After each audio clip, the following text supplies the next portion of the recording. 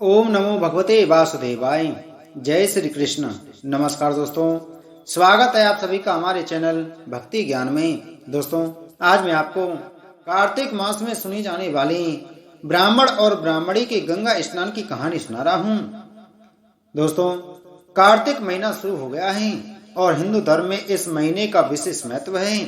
कहते हैं कि यह भगवान विष्णु का प्रिय महीना होता है और इस महीने में पवित्र नदियों में स्नान करने से पुण्य मिलता है। कहते हैं कि इस माह में भगवान विष्णु अपने योग निद्रा से जाग जाते हैं और इसके बाद ही हिंदू धर्म में मांगलिक कार्यों की शुरुआत होती है। कार्तिक मास में ही करवा चौथ, अहोई अष्टमी, दीपावली, गोवर्धन और भाई दूज जैसे महत्वपूर्ण त्योहार आते हैं।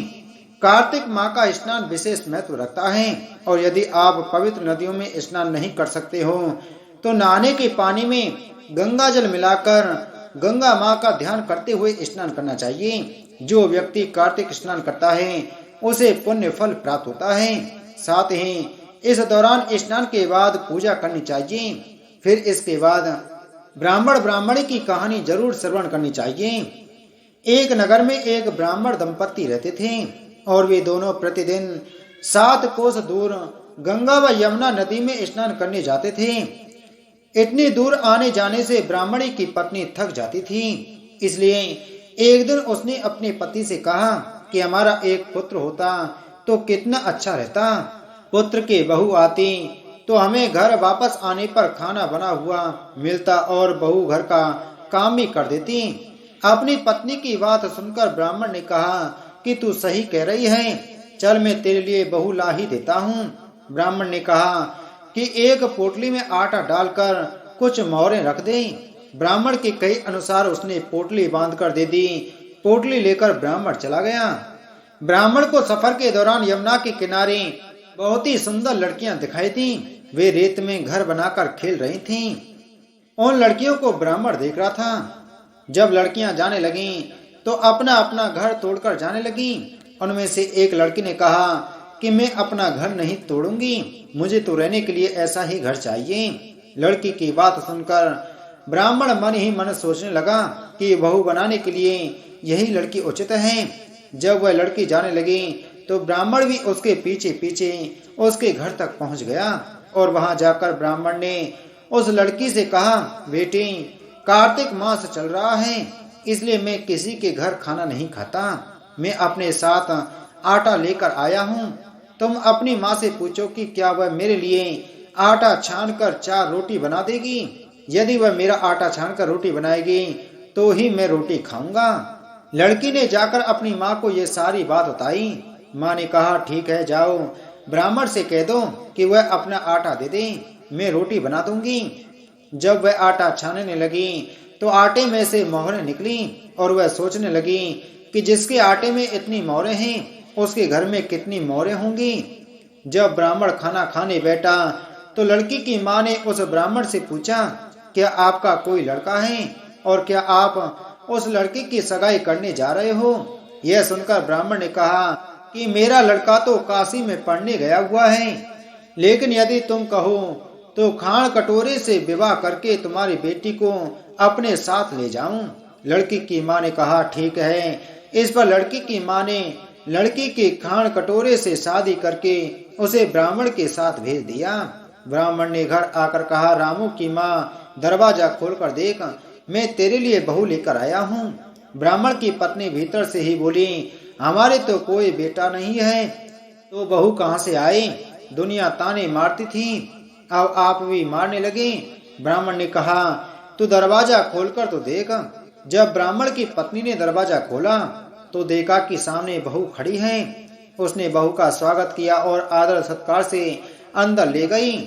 अब जब ब्राह्मण अपनी पत्नी के साथ नदी स्नान करने जाता तो पीछे से बहू घर का सारा काम करके और खाना बनाकर रखती थी। वह उनके कपड़े धोती और रात को हाथ पैर भी दबाती थी। इस तरह बहुत दिन बीत गई। ब्राह्मणी ने अपनी बहू से कहा कि बहू, कभी भी चूल्हे की आग मत बुझने देना और मटके का पानी खत्म मत होने देना। परंतु एक दिन चूल्हे की आग बुझ गई। यह देखकर बहू घबरा गई और भागी भागी अपनी पड़ोसन के पास गई और कहा कि मेरे चूल्हे की आग बुझ गई है, मुझे थोड़ी आग चाहिए। मेरे सास ससुर सुबह स्नान करने गए हुए हैं, वह थके हुए घर आएंगे, इसलिए मुझे उनके लिए खाना बनाना है।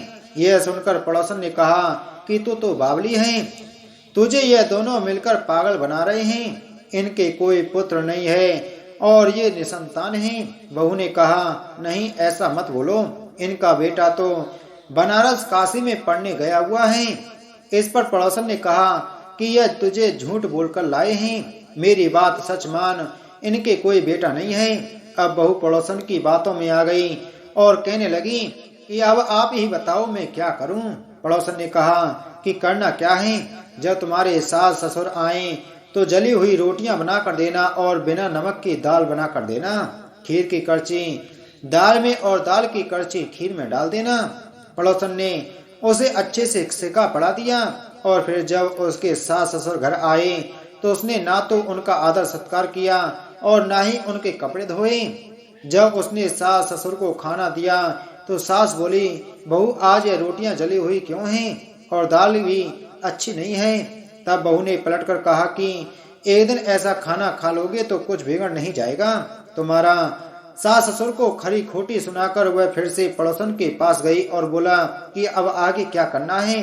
पड़ोसन ने कहा कि अब तुम सातों कोठों की चाबी मांग लेना। अगले दिन जब बीस स्नान करने के लिए जाने लगी तो बहू अड़ गई कि मुझे तो सातों कोठों की चाबी चाहिए। तब ससुर ने कहा कि इसे चाबी दे दो और सास ने बहू को चाबी दे दी।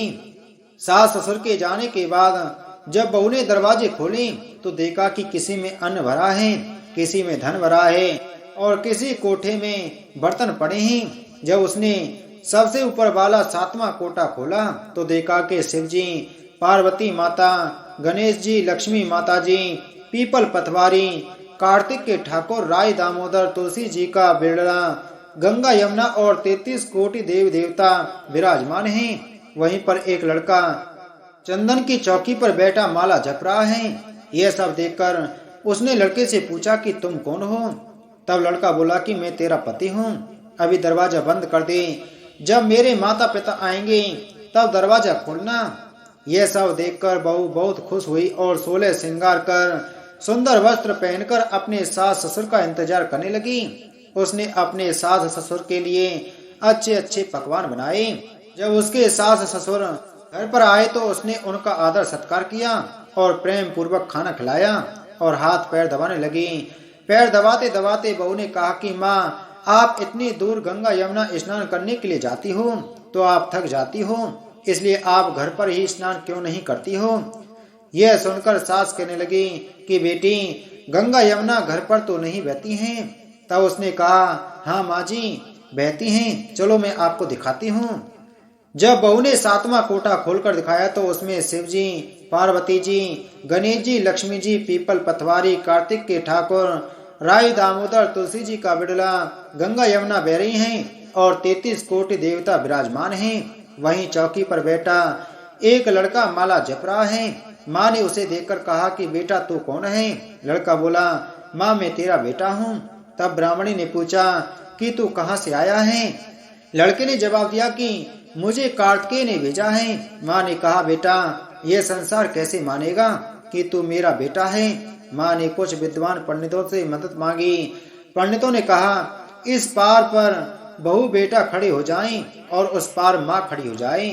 माँ ने चमड़े की अंगियां पहनी हो और छाती में से दूध की धार निकालकर बेटे की दाढ़ी मूछ भीगे और पवन पानी से गड़ जोटा बंधे, तब मानेंगे कि यह इस माँ का ही बेटा है। उसने ऐसा ही किया।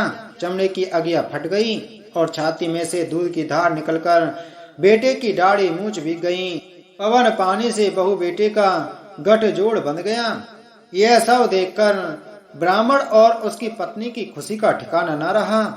उसके बाद ब्राह्मण ब्राह्मणी ने अपने बहू बेटे को छाती से लगा लिया और उसके बाद सासू माँ ने और ससुर जी ने अपनी बहू को आशीर्वाद दिया। फिर आला गीला बांस कटाकर दोनों का विवाह करवाया। पुत्र ने माता पिता को गले से लगा लिया। हे कार्तिक के ठाकुर जी, जैसे ब्राह्मण ब्राह्मणी की मनोकामना पूर्ण की वैसे सबकी करना। कहानी सुनने वालों की, कहानी कहने वालों की, हुंकार भरने वालों की और सभी की मनोकामनाएं पूर्ण करना। बोलो विष्णु भगवान की जय। बोलो कार्तिक के ठाकुर की जय।